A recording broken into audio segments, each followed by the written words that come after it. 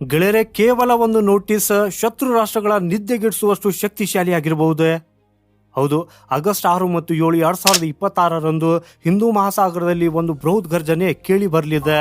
ಭಾರತವು ಬರೋಬ್ಬರಿ 2520 ಕಿಲೋಮೀಟರ್ ವ್ಯಾಪ್ತಿಯ ನೋ ಫ್ಲೈ ಝೋನ್ ಅಂದರೆ ನೋಟಾಮ್ ಅನ್ನು ಘೋಷಿಸಿದೆ. ಹಾಗಾದ್ರೆ DRDO ಈ ಬಾರಿ ಯಾವ ಬ್ರಹ್ಮಾಸ್ತ್ರವನ್ನು ಪರೀಕ್ಷಿಸುವುದಕ್ಕಾಗಿ ಹೊರಟಿದೆ? ಆಕಾಶ ಸೀಳುವ ಅಗ್ನಿಯೋ ಅಥವಾ ಸಮುದ್ರದಾಳದಿಂದ ಚಿಮ್ಮುವ K4 ಕ್ಷಿಪಣಿಯೋ? ಇದು ಚೀನಾಗಿ ನೀಡ್ತಾ ಇರುವ ನೇರ ಎಚ್ಚರಿಕೆನಾ? ಸೊ ಬನ್ನಿ ಗೆಳೆಯರೆ, ಇವತ್ತಿನ ಈ ಚಿಕ್ಕ ವಿಡಿಯೋದಲ್ಲಿ ಡಿಕೋಡ್ ಮಾಡೋಣ. ಗೆಳೆಯರೆ, ಜಾಗತಿಕ ರಾಜಕಾರಣದಲ್ಲಿ ಕೇವಲ ಶಕ್ತಿಗೆ ಮಾತ್ರ ಮನ್ನಣೆ ಎಂಬುದು ಮತ್ತೊಮ್ಮೆ ಸಾಬೀತಾಗುತ್ತಿದೆ. ರಕ್ಷಣಾ ಕ್ಷೇತ್ರದಲ್ಲಿ ಭಾರತ ಇಂದು ಎದುರಾಳಿಗಳಿಗೆ ಸಿಂಹ ಸ್ವಪ್ನವಾಗಿ ಬೆಳೆಯುತ್ತಿದೆ. ಇತ್ತೀಚೆಗೆ ಒಡಿಶಾದ ಕರಾವಳಿ ಅಬ್ದುಲ್ ಕಲಾಂ ದ್ವೀಪದಿಂದ ದಕ್ಷಿಣದ ಕಡೆಗೆ ಅಂದರೆ ಹಿಂದೂ ಮಹಾಸಾಗರದ ಬಹುದೊಡ್ಡ ಭಾಗವನ್ನು ನಿರ್ಬಂಧಿಸಿ ಭಾರತ ಹೊರಡಿಸಿರುವ ಈ ನೋಟಾಮ್ ಒಂದು ಐತಿಹಾಸಿಕ ಕ್ಷಿಪಣಿ ಪರೀಕ್ಷೆಯ ಮುನ್ಸೂಚನೆಯಾಗಿದೆ. ಸೊ ಗೆಳೆಯರೆ, ಮೊಟ್ಟ ಮೊದಲಿಗೆ ನೋಟಾಮ್ ಅಂದ್ರೆ ಏನು ಅನ್ನೋದನ್ನ ತಿಳಿದುಕೊಳ್ಳೋಣ. ಯಾವುದೇ ದೇಶವು ಸಮುದ್ರದಲ್ಲಿ ಅಥವಾ ಆಕಾಶದಲ್ಲಿ ಕ್ಷಿಪಣಿ ಪರೀಕ್ಷೆ ಮಾಡುವಾಗ ಆ ಮಾರ್ಗದಲ್ಲಿ ಬರುವ ವಾಣಿಜ್ಯ ವಿಮಾನಗಳು ಮತ್ತು ಹಡಗುಗಳಿಗೆ ನೀಡುವ ಮುನ್ನೆಚ್ಚರಿಕೆ ಸಂದೇಶವೇ ನೋಟಾಮ್. ಗೆಳೆಯರೆ, ಯಾವುದೇ ಅಪಘಾತ ಸಂಭವಿಸದಿರಲಿ ಅಂತ ಆ ನಿರ್ದಿಷ್ಟ ಸಮಯ ಮತ್ತು ಜಾಗದಲ್ಲಿ ಯಾರು ಕೂಡ ಪ್ರವೇಶಿಸುವಂತಿಲ್ಲ ಅಂತ ಸೂಚಿಸಲಾಗ್ತದೆ. ಆದರೆ ಇಲ್ಲಿ ಆಗಸ್ಟ್ 6 ಮತ್ತು 7ರ ಸುಮಾರಿಗೆ ನಡೆಯಲಿರುವ ಈ ಪರೀಕ್ಷೆ ಸಾಮಾನ್ಯವಾದದಲ್ಲ. ಬರೋಬ್ಬರಿ 2520ರಿಂದ 2530 ಕಿಲೋಮೀಟರ್ ಉದ್ದದ ಭಾರಿ ದೊಡ್ಡ ನೋಟಾಮ್ ಅನ್ನ ಜಾರಿ ಮಾಡಲಾಗಿದೆ. ರಕ್ಷಣಾ ವಿಶ್ಲೇಷಕರ ಪ್ರಕಾರ ಮತ್ತು ಈ ನೋಟಾಮ್ನ ಭೌಗೋಳಿಕ ವ್ಯಾಪ್ತಿಯನ್ನು ಲೆಕ್ಕ ಹಾಕಿದ್ರೆ DRDO ಮುಖ್ಯವಾಗಿ 2 ಮಹತ್ವದ ಕ್ಷಿಪಣಿಗಳಲ್ಲಿ ಒಂದನ್ನು ಪರೀಕ್ಷಿಸುವ ಸಾಧ್ಯತೆ ದಟ್ಟವಾಗಿದೆ. ಮೊದಲನೆಯದು ಅಗ್ನಿ ಪ್ರೈಮ್.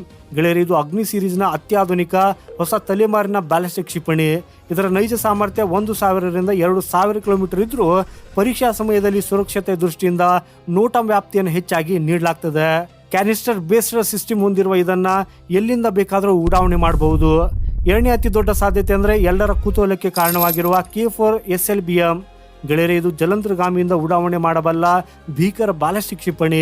ಭಾರತದ ಅರಿಹಂತ್ ಕ್ಲಾಸ್ ಸಬ್ಮರೀನ್ಗಳಿಂದ ಉಡಾಯಿಸಲ್ಪಡುವ ಈ ಕ್ಷಿಪಣಿಯು 3500 ಕಿಲೋಮೀಟರ್ ವರೆಗೆ ಕ್ರಮಿಸಿ ಶತ್ರುಗಳ ನೆಲೆಗಳನ್ನು ಧ್ವಂಸ ಮಾಡುವ ಸಾಮರ್ಥ್ಯವನ್ನು ಹೊಂದಿದೆ.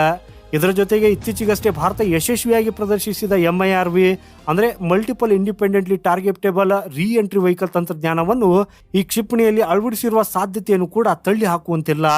ಒಂದೇ ಕ್ಷಿಪಣಿಯಲ್ಲಿ ಅನೇಕ ಅಣ್ವಸ್ತ್ರ ಸಿಡಿತಳೆಗಳನ್ನು ಅಳವಡಿಸಿ ಬೇರೆ ಬೇರೆ ಗುರಿಗಳನ್ನು ಏಕಕಾಲದಲ್ಲಿ ಭೇದಿಸುವ ಈ ತಂತ್ರಜ್ಞಾನ ಎದುರಾಳಿಯ ಯಾವುದೇ ಏರ್ ಡಿಫೆನ್ಸ್ ಸಿಸ್ಟಮ್ ಅನ್ನ ಸುಲಭವಾಗಿ ಯಾಮರಿಸುತ್ತದೆ. ಗೆಳೆಯರಿ, ಪರೀಕ್ಷೆಯು ಕೇವಲ ಒಂದು ತಾಂತ್ರಿಕ ಪ್ರಕ್ರಿಯೆ ಮಾತ್ರವಲ್ಲ, ಇದೊಂದು ಜಾಗತಿಕ ಕಾರ್ಯತಂತ್ರದ ಚದುರಂಗದಾಟ. ಹಿಂದೂ ಮಹಾಸಾಗರದಲ್ಲಿ ಚೀನಾದ ಪೀಪಲ್ಸ್ ಲಿಬರೇಷನ್ ಆರ್ಮಿ PLA ನೌಕಾಪಡೆ ಆಕ್ರಮಣಕಾರಿ ಉಪಸ್ಥಿತಿ ದಿನೇ ದಿನೇ ಹೆಚ್ಚಾಗ್ತಾ ಇದೆ. ಚೀನಾದ ಗೂಢಾಚಾರಿ ಹಡಗುಗಳು ಮತ್ತು ಸಂಶೋಧನಾ ನೌಕೆಗಳು ಶ್ರೀಲಂಕಾ ಹಾಗೂ ಮಾಲ್ಡೀವ್ ಸುತ್ತಮುತ್ತ ಸುಳಿದಾಡ್ತಾ ಇರ್ತಾವೆ. ಈ ಸೂಕ್ಷ್ಮ ಸಮಯದಲ್ಲಿ ಇಂತಹದೊಂದು ಬೃಹತ್ ಕ್ಷಿಪಣಿಯನ್ನ ಹಿಂದೂ ಮಹಾಸಾಗರದ ಎದೆಯ ಮೇಲೆ ಉಡಾವಣೆ ಮಾಡುವುದು ಈ ಬೀಜಿಂಗ್ಗೆ ನೀಡುವ ಸ್ಪಷ್ಟ ಸಂದೇಶವಾಗಿದೆ. ಹಾಗೂ ಇದು ನಮ್ಮ ಜಲ ಪ್ರದೇಶ, ಇಲ್ಲಿ ನಮ್ಮದೇ ಪಾರುಪತ್ಯ ಅಂತ ಭಾರತವು ಕ್ರೆಡಿಬಲ್ ಮಿನಿಮಮ್ ಡಿಟರೆನ್ಸ್ ನೀತಿಯನ್ನ ಪಾಲಿಸುತ್ತದೆ. ಒಂದ್ ವೇಳೆ ಈ ಪರೀಕ್ಷೆಯು K4 ಜಲಂತರ್ಗಾಮಿ ಕ್ಷಿಪಣಿ ಇದೆ ಆಗಿದ್ರೆ ಭಾರತದ ಸೆಕೆಂಡ್ ಸ್ಟ್ರೈಕ್ ಸಾಮರ್ಥ್ಯ ಸಂಪೂರ್ಣವಾಗಿ ಪ್ರಶ್ನಾತೀತವಾಗಲಿದೆ. ಅಂದ್ರೆ ನಮ್ಮ ಮೇಲೆ ಅಚಾನಕ್ ಆಗಿ ದಾಳಿ ಆದರೂ ಸಮುದ್ರ ದಾಳದಿಂದ ಅಣ್ವಸ್ತ್ರ ಮೂಲಕ ಪ್ರತಿದಾಳಿ ನಡೆಸುವ ಅಸ್ತ್ರ ನಮ್ಮ ಬಳಿ ಸಿದ್ಧವಿರ್ತದೆ. ಅಮೆರಿಕ, ರಷ್ಯಾ ಸೇರಿದಂತೆ ಜಗತ್ತಿನ ಬಲಿಷ್ಠ ರಾಷ್ಟ್ರಗಳು ಭಾರತದ ರಕ್ಷಣಾ ಸ್ವಾವಲಂಬನೆಯನ್ನ ಬೆರಗಿನಿಂದ ನೋಡ್ತಾ ಇವೆ. ಈ ಕಡೆ ಪಾಕಿಸ್ತಾನ ಮತ್ತು ಚೀನಾದ ರಕ್ಷಣಾ ವಲಯದಲ್ಲಿ ಈಗಾಗಲೇ ಈ ನೋಟಾಮ್ ಭಾರಿ ತಲ್ಲಣವನ್ನ ಸೃಷ್ಟಿಸಿದೆ. ಗೆಳೆಯರೆ, ಆಗಸ್ಟ್ ಮೊದಲ ವಾರದಲ್ಲೇ ಆಕಾಶ ಸಿಳಿಕೊಂಡು ಹಾರುವ ಆ ಬ್ರಹ್ಮಾಸ್ತ್ರ ಯಾವುದಾದ್ರೂ ಆಗಿರಲಿ, ಅದು ಭವಿಷ್ಯದ ಅಗ್ನಿ ಇರಬಹುದು ಅಥವಾ ಸಮುದ್ರದ K4 ಇರಬಹುದು. ಆದರೆ ಒಂದು ಮಾತು ಕಟು ಸತ್ಯ, ಭಾರತದ ರಕ್ಷಣಾ ಕವಚ ದಿನದಿಂದ ದಿನಕ್ಕೆ ಅಜೇಯವಾಗ್ತಾ ಇದೆ. ಹಾಗೂ ಐತಿಹಾಸಿಕ ಕ್ಷಿಪಣಿ ಪರೀಕ್ಷೆಯ ಅಧಿಕೃತ ಫಲಿತಾಂಶಕ್ಕಾಗಿ ಇಡೀ ದೇಶವೇ ಕಾತುರದಿಂದ ಕಾಯ್ತಾ ಇದೆ. ಸೊ ನಿಮ್ಮ ಪ್ರಕಾರ 2520 ಕಿಲೋಮೀಟರ್ ವ್ಯಾಪ್ತಿಯ ಈ ನೋಟಾಮ್ ಯಾವ ಕ್ಷಿಪಣಿಗಾಗಿ ಮಾಡಿರಬಹುದು? ಕಾಮೆಂಟ್ ಮಾಡಿ ನಿಮ್ಮ ಅನಿಸಿಕೆ ತಿಳಿಸಿ.